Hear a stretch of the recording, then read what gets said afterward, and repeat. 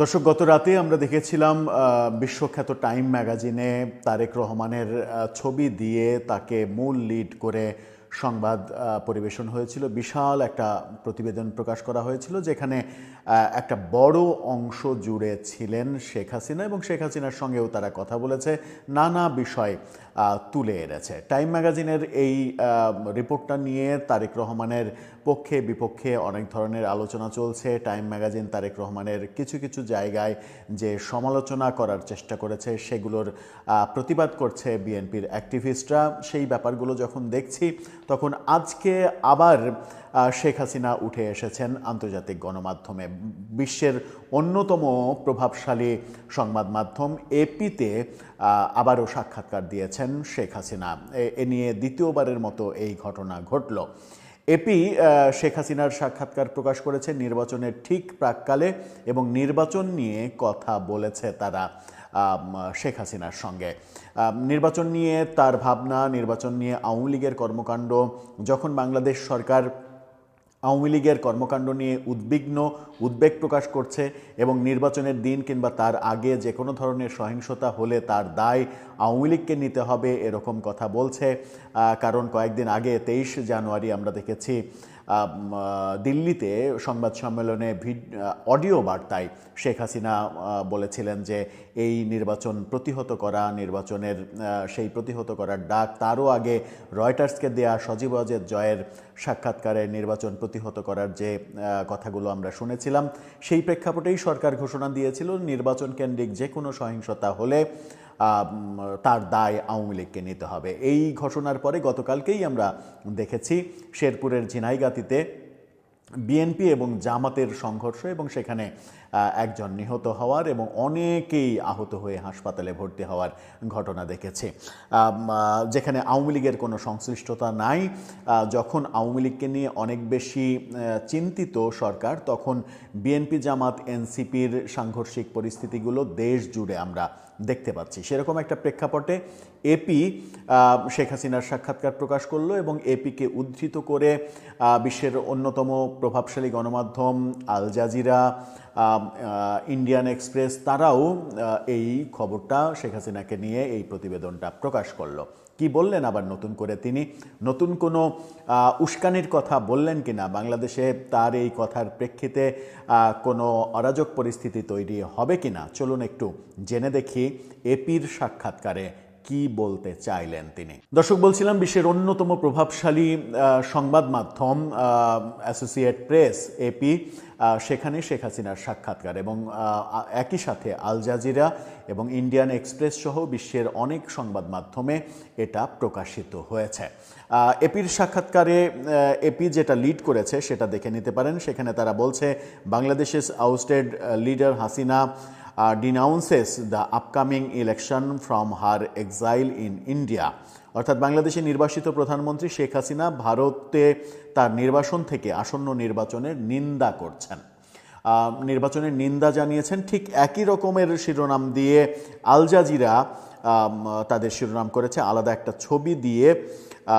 সেই শিরোনামটা দেখে নিতে পারেন। সেখানে তারা বলছে, exiled leader Hasina denounces upcoming Bangladesh election after party ban. এই কথা তারা যখন বলছে, তখন আমরা দেখছি ইন্ডিয়ান এক্সপ্রেসের শিরোনামটা দেখে নিন। ইন্ডিয়ান এক্সপ্রেস বলছে, বাংলাদেশের ousted leader Hasina denounces the upcoming election from her exile in India.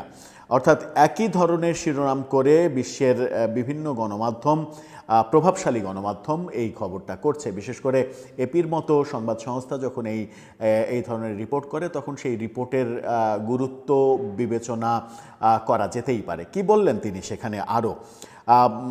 সেখানে বলা হচ্ছে, ভারতের নির্বাসিত জীবন থেকে বাংলাদেশের ক্ষমতাচ্যুত নেত্রী শেখ হাসিনা তার দলকে নির্বাচনে অংশগ্রহণ থেকে নিষিদ্ধ করার পর দেশে আসন্ন নির্বাচনের তীব্র সমালোচনা করেছেন, যা আগামী মাসে অনুষ্ঠিতব্য গুরুত্বপূর্ণ নির্বাচনের আগে উত্তেজনা আরও বাড়িয়ে তুলতে পারে। অর্থাৎ শেখ হাসিনা যে ভাষায় কথা বলেছেন, তাতে করে উত্তেজনা বাড়তে পারে এবং সরকারের নতুন করে চিন্তার ভাঁজ তৈরি হতে পারে কপালে। সালে ছাত্র বিদ্রোহের বিরুদ্ধে দমনপীড়নের জন্য মৃত্যুদণ্ডপ্রাপ্ত হাসিনা, যা শত শত মানুষকে হত্যা করে এবং তার 15 বছরের শাসনের পতনের দিকে পরিচালনা করে, গত সপ্তাহে অ্যাসোসিয়েটেড প্রেসকে দেওয়া এক ইমেলে সাক্ষাৎকারে বলেছিলেন যে অন্তর্ভুক্তিমূলক, অবাধ ও সুষ্ঠু নির্বাচন ছাড়া বাংলাদেশ দীর্ঘস্থায়ী অস্থিতিশীলতার মুখোমুখি হবে। তিনি আরও দাবি করেন যে নোবেল শান্তি পুরস্কার বিজয়ী মোহাম্মদ ইউনূসের নেতৃত্বাধীন বাংলাদেশের অন্তর্বর্তী সরকার ইচ্ছাকৃতভাবে তার দল, প্রাক্তন ক্ষমতাসীন আওয়ামী লীগ কে নির্বাচন থেকে বাদ দিয়ে লক্ষ লক্ষ সমর্থককে ভোটাধিকার থেকে বঞ্চিত করেছে। প্রতিবার যখনই জনসংখ্যার একটি উল্লেখযোগ্য অংশের রাজনৈতিক অংশগ্রহণ অস্বীকার করা হয়, তখন এটি ক্ষোভকে আরও গভীর করে, প্রতিষ্ঠানগুলোকে অবৈধ করে এবং ভবিষ্যতের অস্থিতিশীলতার পরিস্থিতি তৈরি করে। তিনি এমনটাই লিখেছেন। এই প্রতিবারই যখন বলা হয় তখন সেই ব্যাপারটা তার দিকেও অভিযোগের তীর যায়, কারণ তার শাসনামলেও আমরা দেখেছি একপাক্ষিক নির্বাচন হওয়ার দৃশ্য। বহির্ভূতভাবে জন্ম নেওয়া সরকার একটি বিভক্ত জাতিকে ঐক্যবদ্ধ করতে পারে না, এমনটাও শেখ হাসিনা বলেছেন। অর্থাৎ বাইরে থেকে আসা একটা সরকার, নির্বাচিত সরকার না, যেটা তারা জনগণকে বিভক্ত করার কাজই করতে পারে, একীভূত করতে পারে না, সেই দাবি তিনি করছেন। গণভোটকে ঘিরে নিরাপত্তা এবং অনিশ্চয়তা নিয়েও উদ্বেগ রয়েছে, যা সংবিধানে বড় ধরনের পরিবর্তন আনতে পারে। অর্থাৎ এপি বলছে গণভোটের ব্যাপারে একটা বড় উদ্বেগ বাংলাদেশে রয়েছে। সেই উদ্বেগটা সংঘাতের দিকে, সংঘর্ষের দিকে যায় কিনা, সেটাই এখন দেখার বিষয়। ইউনূসের কার্যালয় এপিকে দেওয়া এক বিবৃতিতে বলেছে, নিরাপত্তা বাহিনী একটি সুশৃঙ্খল নির্বাচন নিশ্চিত করবে এবং কাউকে বল প্রয়োগ এবং সহিংসতার মাধ্যমে ফলাফল প্রভাবিত করতে দেবে না। বিবৃতিতে আরও বলা হয়েছে, আন্তর্জাতিক পর্যবেক্ষক এবং মানবাধিকার গোষ্ঠীগুলোকে এই প্রক্রিয়া পর্যবেক্ষণের জন্য আমন্ত্রণ জানানো হয়েছে। এই আমন্ত্রণ জানানো হয়েছে, এই কথা যখন ইউনূসের অফিস থেকে এপিকে বলা হয়েছে, তখনই আমরা দেখছি অ্যামনেস্টি ইন্টারন্যাশনালের মহাসচিব প্রফেসর ইউনূসের সরকারের কাছে খোলা চিঠি লিখেছে। খোলা চিঠি লিখে বাংলাদেশে বর্তমানে মানবাধিকার লঙ্ঘনের ঘটনা ঘটছে, অতীতের ধারাবাহিকতায় একই অবস্থা হয়েছে, বরং কখনো কখনো কিছু কিছু ক্ষেত্রে বেড়েছে, সাংবাদিক নির্যাতনের হার বেড়েছে, এই ব্যাপারগুলো তারা বলছে। এবং ভোটের সময় ভোটকে কেন্দ্র করে এই মানবাধিকার লঙ্ঘনের ঘটনা যেন না হয়, সেই তাগিদ দিয়েছে অ্যামনেস্টি ইন্টারন্যাশনাল। নির্বাচন কমিশন জানাচ্ছে যে ইউরোপীয় ইউনিয়ন এবং কমনওয়েলথ সহ 500 জনের মতো পর্যবেক্ষকরা আসবে, কিন্তু এপি যখন এই কথা বলছে তখন এই সমালোচনাও রয়েছে যে নির্বাচন কমিশন এবার পর্যবেক্ষকদের সমস্ত খরচ বহন করছে, এই কারণে পর্যবেক্ষকরা আকর্ষণ বোধ করছে আসতে। কিন্তু এসবের মধ্যেও গতকালকে যুক্তরাষ্ট্র ঘোষণা করেছে তারা বাংলাদেশের নির্বাচনে কোনো পর্যবেক্ষক পাঠাবে না। সামনে কি আছে তা নিয়ে চিন্তিত।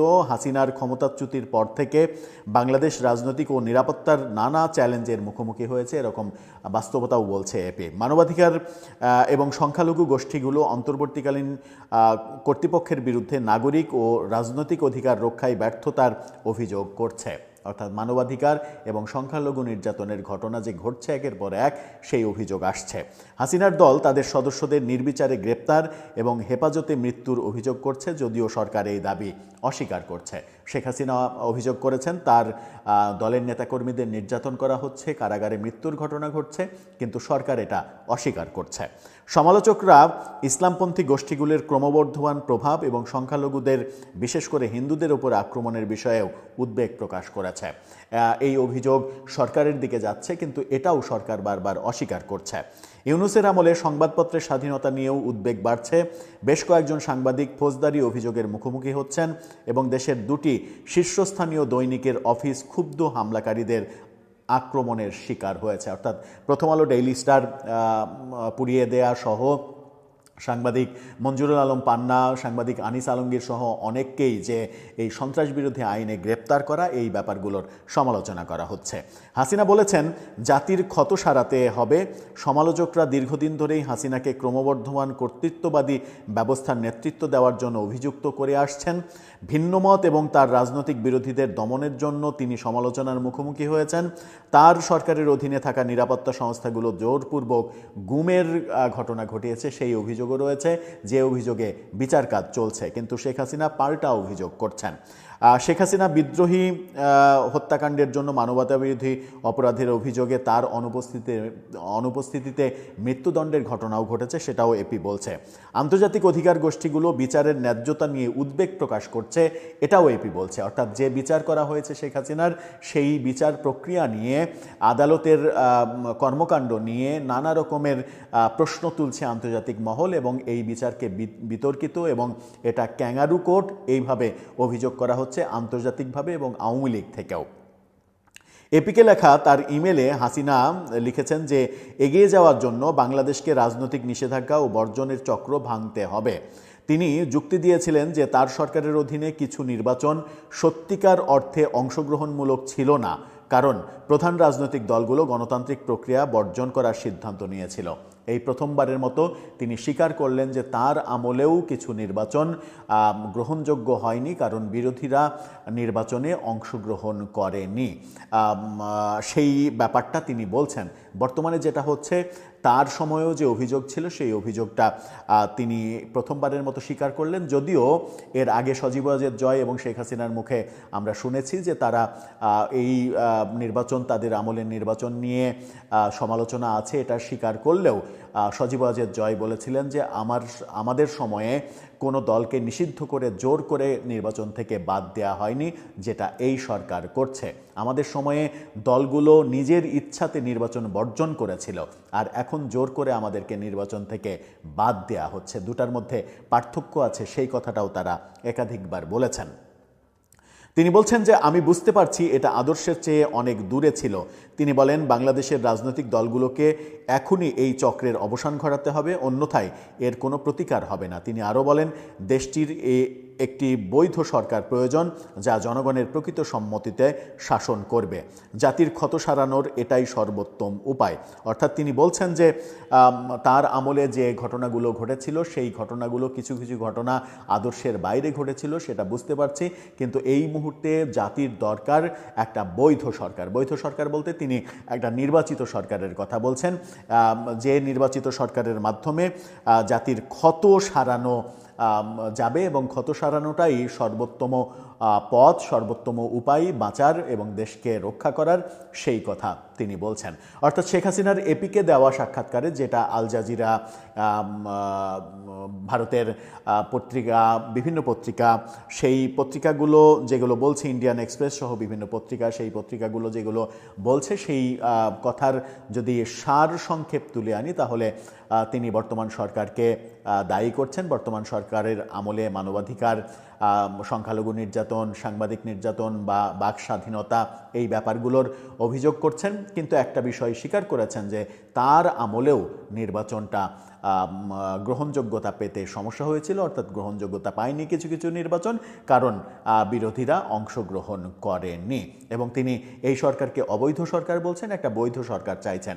তার মানে তিনি নির্বাচনের মাধ্যমে নির্বাচিত একটা সরকারের প্রত্যাশা করছেন। আমরা এর আগে যেটা দেখেছি সেটা হচ্ছে যে আরও একটা গণমাধ্যমের সাক্ষাৎকারে এবং 23শে জুনের যে অডিও বার্তা সাংবাদিক সম্মেলনে, সেখানেও তাকে বলতে শুনেছি বিএনপির প্রতি একটা সফট কর্নার, সফট ইঙ্গিত দেওয়ার চেষ্টা করেছেন, এবং তার মুখ থেকে আমরা এটাও শুনেছিলাম যে আশা করা যায় যে বিএনপি ক্ষমতায় এসে গণতান্ত্রিক প্রক্রিয়া অব্যাহত রাখবে এবং রাজনৈতিক যে নিষেধাজ্ঞা আওয়ামী লীগের ওপরে, সেই নিষেধাজ্ঞা তুলে নিয়ে সংসদ কার্যকর করার জন্য যে প্রকৃত বিরোধী দল দরকার, সেই কালচারটা তারা তৈরি করবে, এরকম কথাও শেখ হাসিনার মুখে বলেছিলাম। অর্থাৎ এক ধরনের তার মানে অনেকেই এটাকে নানাভাবে ব্যাখ্যা করছেন যে ব্যাকডোরে বিএনপির সঙ্গে আওয়ামী লীগের এক ধরনের সমঝোতা হলো কিনা।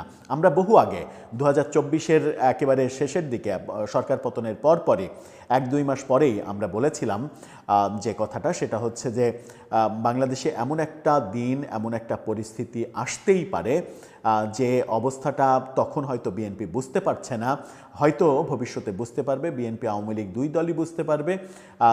এরকম দৃশ্য যদি আমরা দেখি যে বিএনপি এবং আওয়ামী লীগ একজোট হয়েছে, একজোট হয়ে তার প্রতিপক্ষদের বিরুদ্ধে রাজনীতি করছে, সেই দৃশ্যও যদি দেখা যায় তাহলে অবাক হওয়ার কিছু থাকবে না। অতঃপর 2026-এর প্রথমে এসে এরকম নানামুখী ইঙ্গিত কিন্তু আমরা পাচ্ছি। শেখ হাসিনার এই যে বক্তব্য যেটা বললাম, বিএনপি আওয়ামী লীগের ওপর থেকে নিষেধাজ্ঞা তুলে নেবে, তারেক রহমানের বক্তব্য দল হিসেবে কোনো দলকে নিষিদ্ধ করার পক্ষে আমি নই, এই বক্তব্যগুলো এক ধরনের ইঙ্গিত দেয় এবং পাশাপাশি বিএনপির সঙ্গে তার প্রতিপক্ষ, এখনকার প্রতিপক্ষ জামাত এনসিপির যে মানে সংঘাত সংঘর্ষের ব্যাপারগুলো দেখছি, মৃত্যুর ঘটনার ব্যাপারগুলো দেখছি, তাতে করে পরিস্থিতি এরকম অবস্থাও হতে পারে যখন কিনা আওয়ামী লীগের সঙ্গে বিএনপির একটা আঁতাত তৈরি হতে পারে। হলে কি আশ্চর্য হওয়া যাবে? রাজনীতিতে কি আদৌ শেষ কথা বলে কিছু রয়েছে? দর্শক, আপনার মতামত জানিয়ে লিখতে পারেন আমাদের কমেন্ট বক্সে।